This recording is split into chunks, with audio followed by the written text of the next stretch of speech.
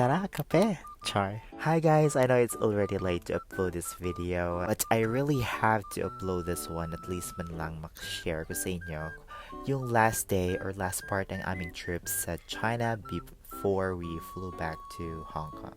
So in this part of this video, we visited one of the famous tourist spot here in Zhuhai.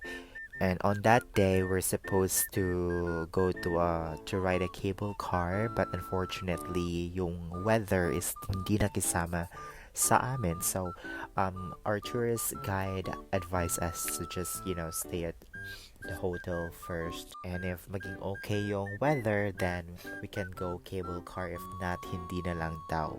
Nakakasad kasi yan talaga yung hinihintay ko.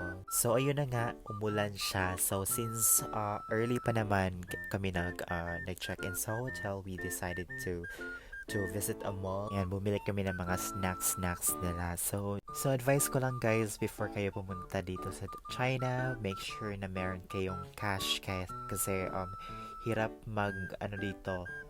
magbayad, especially when you're using like card like BDO in the Philippines, like they only accept WeChat payment and cash. And kung gusto nyo mag-withdraw, hirap din yung mga ATM machine dito. Mostly kasi yung ginagamit nila is online payment na. And also, one of the most important things sa mga taong hindi nabubuhay ng walang Facebook or any US apps, those apps are not allowed here using their Wi-Fi. Yes guys, you heard it right.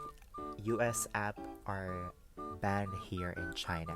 So kapag nakakonect ka ng Wi-Fi nila sa hotel, you can only use the WeChat app. Ano naman gagawin mo sa WeChat, diba? That's why na-observe ko yung mga tao dito busy talaga sa trabaho, walang time sa social media. Like, hindi pareho sa ating mga Pinoy, no? Hindi na tayo mabubuhay na walang Facebook or TikTok, right? But of course, there's an option guys para ma-access natin yung mga social medias natin. We can search online, we can download app. Sa amin naman, gamit namin yung Airalo. Doon kami bumili ng eSIM para magka-internet kami while we are in China. O yun na nga guys, the next day umulan pa rin, so hindi natuloy yung cable car na inaasam-asam ko, grabe. So ayun, nag-dinner na lang kami before we flew back to Hong Kong. So that's all for our trip guys. Kung na-reach mo ang part ng video na to, thank you so much for watching.